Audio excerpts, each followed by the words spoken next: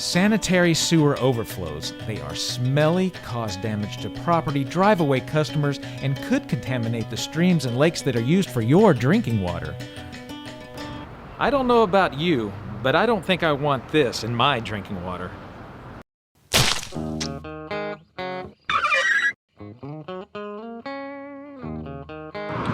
This is Cody, and Cody cleans up these messes. So how'd all this happen? Well, particularly from fats, oils, and grease. Comes from your neighborhood, local restaurants in the area. Starts from the grease trap. Not properly maintaining them and cleaning them and keeping them regularly pumped out. What it does is some of the grease escapes from the grease trap and it goes down into the sanitary sewer line. It goes down and it gets cold, hardens up in the pipe, starts to build up and start a clog. That's how you have your overflows. So, things like cooking oil, fry oil, residue from cooking meats, and oil-based food scraps are being washed down the drain and built up to clog the line? And it should have a grease trap if it's a food service of any kind. What it is, the grease trap is supposed to catch the fats and oils and stuff coming from the foods. Most of the time, they're not properly maintained right, and you have a pass-by, which the grease goes by and gets into the sewer line. And when there's a blocked sewer line, everyone loses. You've got an entire area shut down out here, and it smells awful. It can't be good for business. No, it's not good for business. So bad about it. By the time we get the call, business is already disrupted. We come out here and try to contain the area.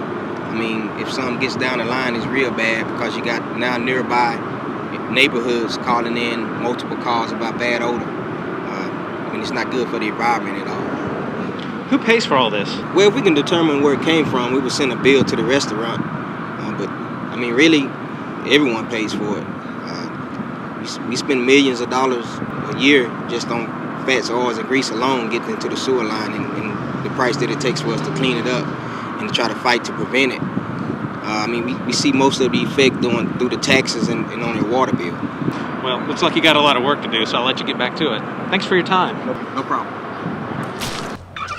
To help prevent those nasty sanitary sewer overflows, cities require food serving establishments, from restaurants to churches to coffee shops, to install and maintain a grease trap. A good rule of thumb is if you have a 3-compartment sink, you should probably have a grease trap.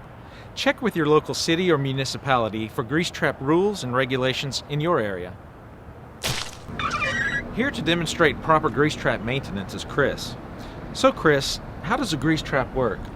Hey Kyle, a grease trap essentially is designed to slow down the water before it goes out to the city sewer line, and when it slows it down, it allows the grease to separate from the water, and the grease stays on top. Anything that's heavier than the water will settle to the bottom, so essentially you'll have a layer of grease, a layer of water, and a layer of solids. Inside the grease trap, there's a series of walls which are referred to as baffles. The baffles work to slow down the water and allow this to occur. Grease trap is designed to keep grease from flowing out into the city sewer lines and causing problems such as clogged pipes and drains, and requiring city maintenance to correct that. So it uses gravity and time to separate the grease from the water. With only the water leaving and the grease and grit remaining, the grease is going to build up and need to be cleaned out. Otherwise, it will be washed into the sewer with the water. How often do you need to clean it out, and how do you know it's full? Well, really, Kyle, that depends on the size of the trap, the condition of the trap, and what is going into the trap, what the restaurant is producing, and the amount of water that they are producing on a daily basis.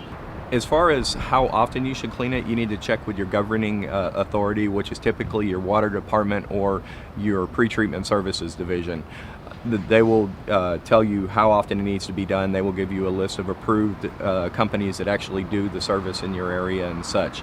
A way to tell if you wanted to check yourself is to walk outside and see if you get a strong odor around the grease trap. Another way is also to stick a broomstick in the grease and swirl it around and see how thick it is. Most people don't like to do that because, again, it's grease, it's nasty, and but that's how you know. Well, Chris, let's get this grease trap cleaned. Let's do it, Kyle.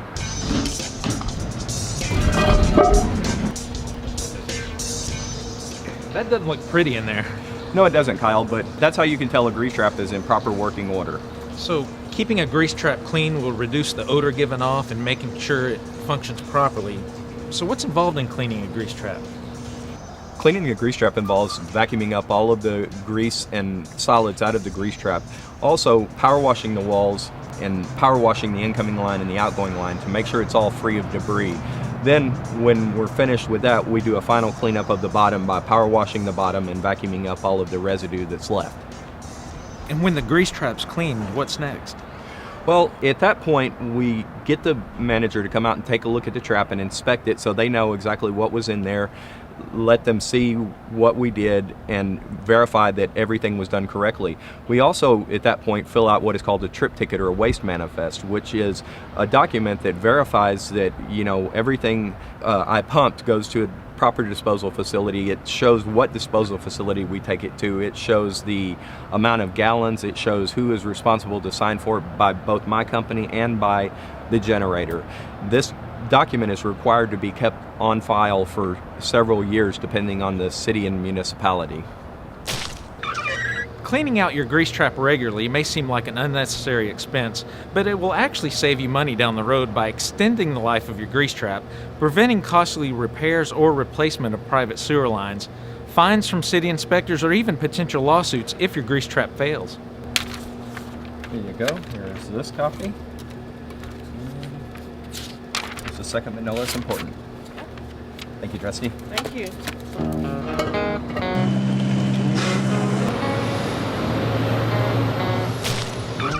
When looking for and dealing with grease haulers, there are some precautions you should take to make sure your grease is being handled properly so you don't get fined. Ask if they are permitted by the city. It is illegal to haul the grease yourself or have an uncertified hauler remove grease from large grease traps. Watch the hauler while pumping out your grease trap to make sure he's not dumping his full truck into your grease trap, which forces grease into the sewer just before vacuuming out what's left in your grease trap.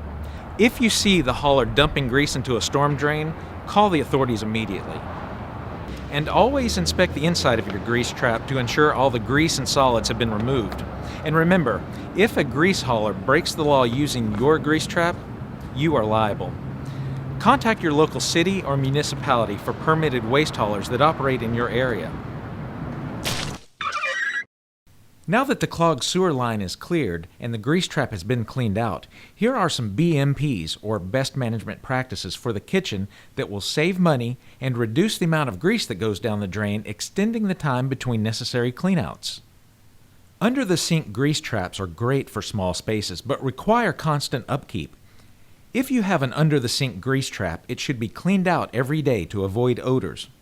You can dump the grease and solids into a container and have a permitted waste hauler service the container every 90 days or what is required by your local regulations.